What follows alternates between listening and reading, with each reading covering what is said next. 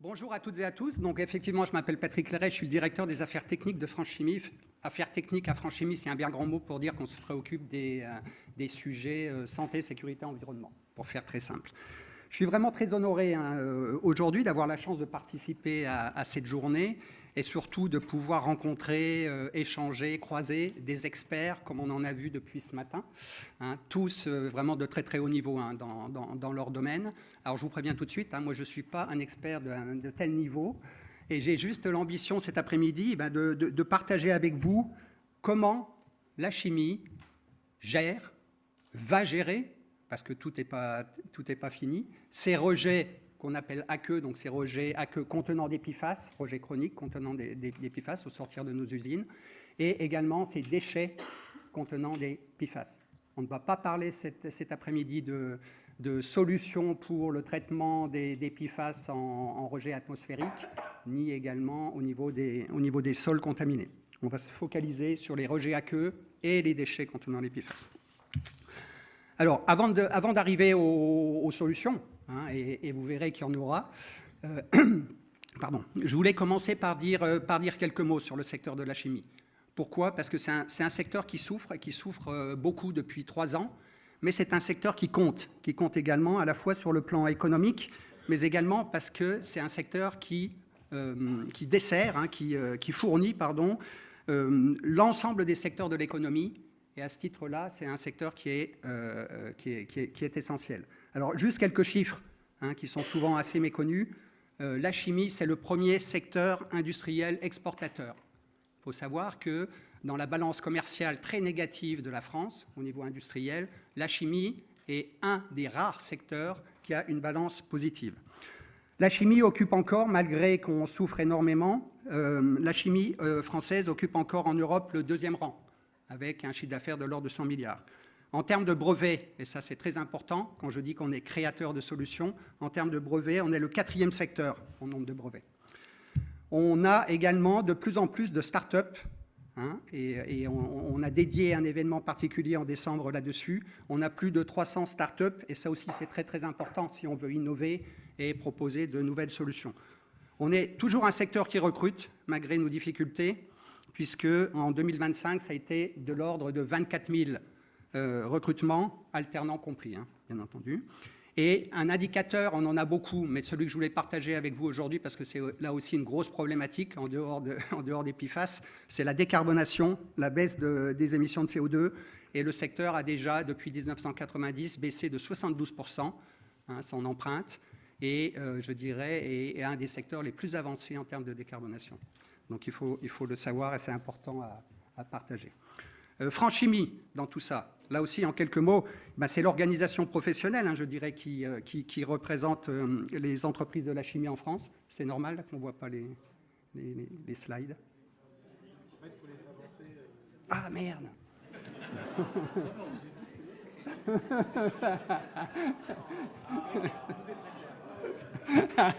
Pardon. Désolé, je l'avais sous moi parce que comme je voyais, j'étais pas sûr de voir à distance et je m'apercevais pas que c'était pas à l'écran. Excusez-moi. Donc Franchimie, en quelques mots, vous n'avez rien perdu parce que j'ai dit l'intégralité de ce qu'il y avait dans les slides. Franchimie, donc en quelques mots, encore une fois, c'est l'organisation professionnelle qui représente donc les entreprises de la chimie en France. On a 1400 sites adhérents. Et ce qu'il faut savoir, et c'est très très important pour tous les sujets qui nous concernent, c'est que parmi ces 1400 sites, 80%, plus de 80% même aujourd'hui, sont des petites structures, des TPE, des PME. Ça réunit quand même 225 000 salariés directs. Grâce à Franchimie est organisée, en fait, on a une structure nationale dont je fais partie et on est organisé également dans chacune de nos régions. On a 12 Franchimies régionales et ça permet d'avoir une couverture, je dirais, sur l'ensemble du territoire national. Bien sûr, notre boulot, notre mission principale, c'est d'être aux côtés des entreprises dans leurs problématiques, et les PFAS en est une, et faire face aussi, bien entendu, aux grandes transitions en cours. Parler de transition écologique, on peut parler de RSE, on peut parler de numérique, d'intelligence artificielle, etc. Au titre des organisations professionnelles, on pilote aussi le dialogue social, et notre raison d'être, c'est promouvoir en France une chimie responsable, créatrice de solutions. C'est important, surtout dans ce sujet-là. Passons maintenant donc, voilà. Donc, avant de parler de traitement, il faut déjà qu'on identifie. Il nous a fallu identifier les endroits où on aurait à traiter, à faire quelque chose, à mettre en place une solution. Il y a je fais un résumé très rapide là-dessus, hein, l'investigation a été un petit peu plus longue. On a 2 origines principales de PFAS à traiter dans nos établissements. On va commencer par la première. La première, c'est les PFAS qui sont contenus dans les rejets aqueux de nos sites. Et là, avec l'administration, je dirais, on a découvert un petit peu l'étendue du problème grâce à l'arrêté ministériel du 20 juin 2023 qui demandait de faire, pour un certain nombre d'installations, on va faire simple, les installations classées pour la protection de l'environnement soumises à autorisation, hein, il y en a un certain nombre en France, et tout secteur confondu, 3400 sites, tout secteur d'activité confondu, ont participé à cette campagne de prélèvement pour identifier s'il y avait ou pas rejet de PFAS. Dans la liste, hein, je dis ça parce qu'on en a parlé juste avant, il y avait les 20 obligatoires à mesurer, enfin à prélever et à mesurer et à analyser qu'on a vu pour l'eau de consommation humaine, destinée à la consommation humaine, et il y avait une liste de 8 complémentaires pour ceux qui étaient concernés, et plus si affinité, c'est-à-dire si certains sites savaient qu'ils engageaient dans leur processus, dans leur procédé, un certain nombre d'autres PFAS qui ne faisaient pas partie des 20 plus 8, ils avaient, je dirais, la responsabilité de faire le prélèvement et d'analyser aussi ces PFAS. 3400 sites. Pour la chimie, pour notre secteur, il y en a eu 300. 300 qui ont participé. Hein, et donc, vous voyez, hein, il n'y a pas que la chimie qui est concernée par le problème des PFAS, il y a beaucoup d'autres secteurs également. Là, c'est une donnée de l'administration, donc je peux la partager. Hein, quand l'administration a fait le bilan de l'ensemble des résultats de ces 3400 sites, 200 sites concentrent 99% des rejets PFAS. 200 sites. Sur ces 200 sites, dans la chimie, on en a entre 25 et 30. Pourquoi j'ai mis une fourchette? C'est tout simplement que on va avoir une jauge qui va nous être fixée par l'administration, hein, qui se traduira par des arrêtés préfectoraux qui soit vont vous demander une surveillance pérenne, soit vont vous demander de réduire votre rejet en PFAS. Et la jauge est en train d'être déterminée, mais en flux massique, ça devrait être entre 1,5 et 2 grammes par jour. Les 200 sites qui représentent 99% des rejets sont des sites qui sont au-dessus de cette fourchette-là, 1,5 à 2 grammes par jour. Pour la majorité de ces 200 sites, on ne parle pas de tonnes de rejets par jour, hein, de PFAS. 1,5 à 2 grammes. Bien sûr, il y a des sites qui rejettent plus. C'est supérieur à. Quelques données complémentaires. À nous, ce qu'on en a retiré, on s'est énormément investi. Hein, c'est-à-dire qu'on a analysé l'ensemble des données de nos 300 sites pour faire ressortir un certain nombre de points, hein, qui semblaient importants. Donc, encore une fois, 300 sites ont participé. Sur ces 300 sites, la moitié, 150, ont quantifié au moins un PFAS. Au moins un PFAS. Donc, ça veut dire aussi, côté positif, 150 sites n'ont détecté aucun des PFAS qu'ils ont analysés, bien sûr. Un nombre restreint de sites, bien identifiés, hein, je ne vous donnerai pas le nombre, représente la quasi-totalité du flux massique du secteur. Quand je dis représente la quasi-totalité du flux massique du secteur, ça veut dire que ces sites-là, soit avaient déjà des traitements en cours, parce que ça veut dire que c'est des gros contributeurs, soit on va focaliser en priorité 0,0 sur ces sites. Okay, et après, progressivement, on travaillera sur tous les autres. 72 PFAS différents ont été recherchés. Donc, vous voyez, 20 obligatoires, plus 8 éventuellement, plus d'autres. Il y en a quand même eu 72 différents qui ont été recherchés, 34 détectés au moins une fois. 15 PFAS représentent plus de 95% du flux massique du secteur. Là aussi, ça va être important sur le type de solution qu'on va pouvoir mettre en place. C'est pour ça que ces données-là étaient importantes pour nous. Et on considère, nous, à France Chimie, que nos sites, nos adhérents ont vraiment joué le jeu, hein, puisqu'ils ont fait d'énormes efforts qu'ils ont déployées pour essayer d'identifier s'ils avaient ou pas des PFAS. Hors les producteurs de PFAS, il y a 2 sources principales qui ont été identifiées. La première, ça concerne les émulseurs fluorés. On en a parlé, soit pour faire des essais incendie, qui a été utilisé pendant de longues années, plusieurs générations d'émulseurs fluorés en termes de composition de PFAS, ou pour éteindre un incendie, parce que c'était le meilleur moyen, ça reste le meilleur moyen, le plus efficace pour éteindre un incendie.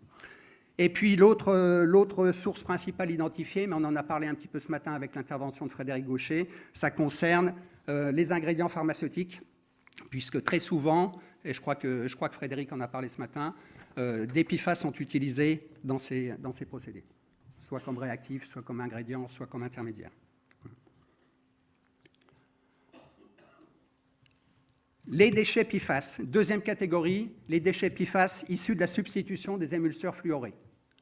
On vient d'en parler, c'est une origine importante de contamination au PFAS. Et c'est aussi aujourd'hui un exemple de substitution qui est très bien engagé. Je vais vous donner quelques détails juste après, mais qui génère des déchets qu'il faut gérer. C'est un flux que j'appelle non récurrent, c'est-à-dire c'est un flux, quand on aura fait la substitution, on aura géré les flux de déchets, mais après, ça sera terminé. Contrairement au rejet précédent, rejet de nos usines, qui est un flux permanent, continu, chronique. Là aussi, la solution sera différente, c'est pour ça que je dis ça. La première priorité a été de contrôler déjà l'efficacité des alternatives proposées, c'est-à-dire des émulseurs sans fluor. Pourquoi? Parce que c'est l'objectif principal. On utilise un émulseur quand on a un incendie. Donc si l'émulseur n'éteint pas l'incendie, je dirais on a tout perdu. Donc première priorité, il faut que l'émulseur sans fluor, il puisse répondre à un incendie potentiel, quel qu'il soit. Et ça nous a pris déjà 2 années et demie. 2 années et demie, on a travaillé avec le GESIP, qui est l'organisme qui qualifie les émulseurs dans différents types d'incendies, pour alcool, pour hydrocarbures, peu importe. Mais ça nous a pris 2 ans et demi, protocole validé par l'administration au final. Comme quoi que ces émulseurs non fluorés, proposés par certains fournisseurs, sont efficaces en termes d'extinction d'incendie. Mais quand on fait la substitution, on génère 4 catégories de déchets contenant des PFAS. Les émulseurs fluorés qu'on ne pourra plus utiliser, qu'il faut détruire, très concentrés en PFAS. Les eaux de rinçage, les installations, parce que pour passer à un émulseur non fluoré, il faut rincer son installation et s'assurer qu'on n'aura aucun PFAS restant. Ça relargue des fois pendant plusieurs années plus tard. Les équipements et les matériaux imprégnés en PFAS. Certains, il va falloir les changer. Ils contiennent des PFAS, le revêtement est en PFAS, il faudra les gérer aussi comme des déchets. Et puis, pour ceux qui ont eu des incendies et qui ont confiné leurs eaux, il faudra également, trouver un exutoire. On a maintenant donc un récapitulatif des types de rejets aqueux ou déchets contenant des PFAS sur lesquels on va falloir proposer des solutions qui fonctionnent. Les rejets aqueux chroniques et les 4 déchets que je viens de vous citer, issus de la substitution des émulseurs fluorés. On en arrive à l'analyse des technologies de traitement et d'élimination des PFAS. Première chose, comment orienter son choix sur une technologie de traitement? Quels sont les paramètres à considérer? Et là, je dirais, ils sont multiples. Ils sont liés aux propriétés physico-chimiques des PFAS à considérer. La longueur de la chaîne fluorée, on vient d'en parler beaucoup, chaîne longue, chaîne courte, chaîne très longue, et la fonctionnalité terminale. On a parlé de sulfoné, on a parlé de carboxylé, on a parlé d'alkylé, voilà ce qu'on appelle la fonctionnalité terminale. Et les traitements ne répondront pas de la même façon selon qu'on a une chaîne longue ou selon qu'on a une fonction sulfonée. C'est pour ça que c'est important. Le flux à traiter ensuite, est-ce qu'il est continu ou est-ce qu'il est discontinu? Quel est le volume à considérer? On parle de 2 mètres cubes jour ou on parle de 100 mètres cubes heure ou plus? La concentration en PFAS, faiblement concentrée, fortement concentrée. Là aussi, les solutions techniques seront complètement différentes. Quel est le niveau de pH? C'est acide, c'est basique? Avant de rentrer dans la station, bien sûr.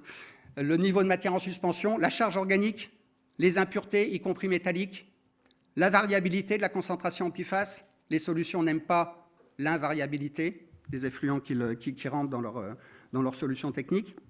La maturité de la technologie visée.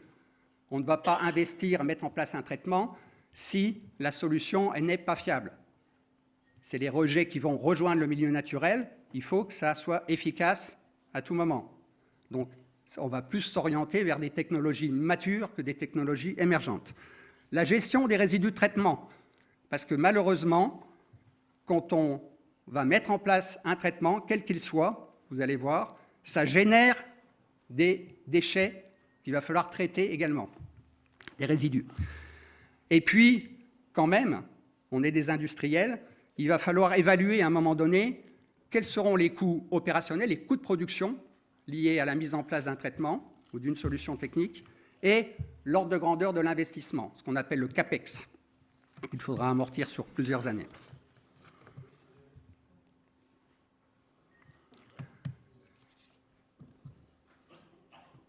Pardon. Alors, en termes de catégories de solutions, on va les différencier en deux. Il y a ce qu'on appelle les méthodes non destructives et il y a les méthodes destructives. Non destructives, je pense que tout le monde comprend, ça transfère les PFAS d'un milieu dans un autre, pour faire très simple. Et elles nécessitent systématiquement une étape aval de gestion ou d'élimination du concentrat. C'est ce qu'on vient de voir dans le slide précédent. Première catégorie, l'absorption. Et là, on a deux grandes solutions aujourd'hui. Le charbon actif, on l'a déjà évoqué depuis ce matin, et les résines échangeuses d'ions. Je ne vais pas rentrer dans le détail du fonctionnement technique, ce n'est pas l'objet aujourd'hui. Ensuite, il y a une deuxième catégorie, ce qu'on appelle la filtration membranaire. Et là, il y a la microfiltration, il y a l'ultrafiltration, il y a la nanofiltration et l'osmose inverse. Vous avez vu, j'ai mis en surligné jaune charbon actif, résine échangeuse d'ions, osmose inverse, car on les considère sur le plan industriel comme des technologies matures. Ce n'est pas fini. Dans les méthodes non destructives, il y a également quelques traitements physiques complémentaires. Le fractionnement par mousse, c'est la traduction française, et puis des systèmes de flottation ou d'injection d'air ou d'ozone. Elles aussi, elles sont séduisantes parce qu'on a certains exploitants, certains sites qui les utilisent, notamment dans leurs STEP, dans leurs stations d'épuration. Ça fonctionne bien à certains endroits, ça fonctionne beaucoup moins bien à d'autres. Donc j'ai considéré que c'était des procédés un peu moins efficaces. Donc encore une fois, pour viser une efficacité, parce qu'on va avoir des contraintes de valeur limite d'émission, donc il va falloir quand même être très performant, très efficace, si on met en place une solution. Et puis, il y a les méthodes destructives. Là, on va faire vite. Là, elles cassent, vraiment, elles rompent de manière irréversible la liaison CF. C'est bien sûr l'incinération, haute température. On n'en a pas dans la chimie. Donc ça veut dire, je rassure tout le monde, là, pour les opérateurs de déchets, on ne va pas mettre en place des incinérateurs chez nous, mais si c'est la seule technologie qui nous permet de détruire certains déchets ou flux, bien sûr, on va s'orienter chez ces opérateurs de déchets. C'est pour ça que je l'ai mis en jaune, parce que, encore une fois, surligné jaune, parce que c'est un procédé très mature. Et puis, il y a quelques procédés émergents, des procédés d'oxydation avancée, de réduction photochimique aussi, si j'ai bonne mémoire. Là, on en est plutôt à un stade, je dirais, un petit peu plus de pilotage. Donc, pour l'instant, on va suivre ces solutions-là, mais nous, on ne va pas les mettre en œuvre tout de suite sur nos rejets, parce qu'il va falloir qu'on les traite. Alors, j'en ai fini par c'est mon dernier slide. Ce que j'ai fait, c'est que j'ai repris les technologies qu'on appelle matures, et j'ai essayé, en fonction de tous les paramètres qu'il va falloir prendre en compte, j'ai essayé de mettre un petit peu, ça c'est le retour d'expérience qui nous revient de nos sites qui ont déjà mis en place ou qui ont testé certaines solutions, ou de nos discussions avec d'autres fédérations, avec qui on échange beaucoup sur ce problème des PFAS. Je ne vais pas tout vous décrire, vous l'aurez, de toute façon les présentations sont accessibles, mais j'ai parlé tout à l'heure de propriétés physico-chimiques, et vous verrez que les charbons actifs, par exemple, sont assez efficaces sur les chaînes longues. Ça peut être, je dirais, ça peut être une solution. Dans la catégorie de rejets aqueux ou déchets recommandés, eh ben, eux, ils vont plutôt s'orienter sur les rejets chroniques, permanents, mais plutôt faiblement concentrés. Les résines échangeuses d'ions, je prends juste quelques exemples comme ça. C'est un peu pareil que le charbon actif, hein, je dirais, avec quelques nuances. Il faut faire attention parce que souvent, il y a besoin d'un pré-traitement, notamment pour les matières en suspension ou pour... et la même chose pour le charbon actif s'il y a une charge organique assez forte. Les performances attendues, vous voyez aussi qu'elles varient. Quand on va avoir nos arrêtés préfectoraux qui vont nous fixer une valeur limite de rejet, il va falloir viser une efficacité bien au-delà de 95%. C'est bon à avoir en tête. Hein, donc, qu'est-ce qui va fonctionner demain? Vous voyez, vous avez quelques ordres de grandeur. Vous voyez, la plupart, je l'ai dit, hein, la plupart génèrent, toutes, enfin, ces trois-là, génèrent des résidus de traitement. Les charbons actifs, ça se sature. Deux possibilités, soit on les envoie à incinération, soit on les régénère. Si on les régénère, il n'y a pas des installations de régénération partout, je dirais, donc il faut gérer la logistique et ça a un coût. Mais pendant que le charbon actif il est en régénération, ça veut dire qu'il faut prévoir, pour fonctionner de manière continue, un module, je dirais, de charbon actif pour, je dirais, passer de l'un à l'autre le temps que l'autre est indisponible. Voilà. Le temps que le charbon régénéré revienne. En termes d'investissement, là, je ne pourrais pas vous donner d'ordre de grandeur, c'est relativement confidentiel, mais vous voyez, il y a un code couleur. En termes de CAPEX, en gros, le charbon actif, c'est, je dirais, on l'a mis vert parce que c'est sans doute l'investissement le moins important par rapport à une résine échangeuse d'ions, encore un peu plus pour l'osmose inverse et l'incinération. C'est beaucoup plus cher en termes de CAPEX, mais là aussi, encore une fois, je rassure tout le monde, on n'a pas l'intention d'installer des incinérateurs chez nous. En termes de coût OPEX, vous avez également un petit peu, je dirais, la répartition. Là, l'osmose inverse a des coûts OPEX relativement importants, liés au fait qu'il y a beaucoup de concentrats, entre 10 et 30%, et que c'est un procédé relativement énergivore, en termes d'énergie, donc des coûts opérationnels qui seront plus chers. Quelques avantages, quelques inconvénients. La facilité d'exploitation aussi, c'est très important. Quand on est sur site, on n'a pas envie que l'installation s'arrête de manière permanente, qu'on fasse intervenir la maintenance parce que c'est saturé tout de suite, parce que ça ne traite pas, parce que l'analyseur, je dirais en continu derrière, montre que le traitement n'est pas efficace, donc il y a un problème, il faut régler. Si on arrête un rejet, ça veut dire qu'on arrête la production. Sur des sites qui rejettent en continu, on a un problème sur le rejet, on arrête la production. Donc la facilité d'exploitation est extrêmement importante si on veut, bien sûr, hein, je dirais notre rôle, notre mission, c'est de produire et de servir nos clients. Si on arrête nos usines tous les heures, je dirais, malheureusement, on ne pourra plus servir nos clients. Donc il faut qu'on ait une solution qui soit fiable, exploitable et à coût relativement technico-économiquement satisfaisante. Voilà un petit peu ce que je voulais vous dire. En conclusion, je dirais la bonne nouvelle, parce qu'il faut toujours rester positif, la bonne nouvelle, c'est qu'il y a des solutions techniques qui existent. On l'a vu. Hein, et on sait qu'on est capable de développer encore de nouvelles technologies. Je l'ai dit un petit peu dans ma présentation, on suit pas mal de technologies émergentes. Il y a des choses qui vont arriver, des procédés qui semblent intéressants. Il faut simplement passer du stade pilote, ou même labo, pilotage industriel de migrants, et au stade industriel. Et puis, il y a quand même un certain nombre de points sur lesquels il va falloir continuer de travailler. C'est qu'il n'y a pas une solution qui marche à tous les coups, pour tout le monde. C'est pour ça que j'ai mis en tête One Fits All, ça n'existe pas pour le traitement des PFAS. Donc, ça veut dire que quand on a à la fois des chaînes longues et des chaînes courtes, par exemple, on voit qu'on n'a pas trop le choix. C'est-à-dire qu'il va falloir faire une combinaison de plusieurs traitements. Ça peut être résine échangeuse d'ions suivie d'une osmose inverse, ça peut être charbon actif suivi d'une résine échangeuse d'ions.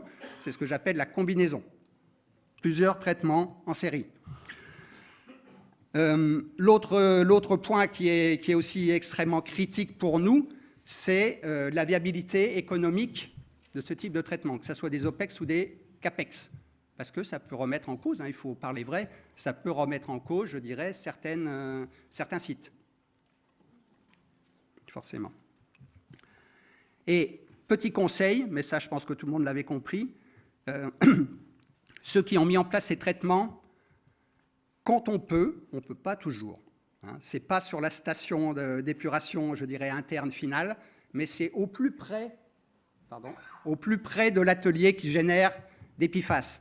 Pourquoi? Parce que le flux à traiter sera beaucoup moins important, beaucoup plus petit, et d'avoir un effluent qui est plus concentré en PFAS, ça augmente très nettement l'efficacité du traitement, quel qu'il soit. Voilà. Donc ça, ce n'est pas un conseil pour vous, c'est un conseil plutôt qu'on donne à nos adhérents qui réfléchissent à mettre en place, pour ceux qui sont concernés, une solution qui va les satisfaire. Je vous remercie de votre attention. Merci.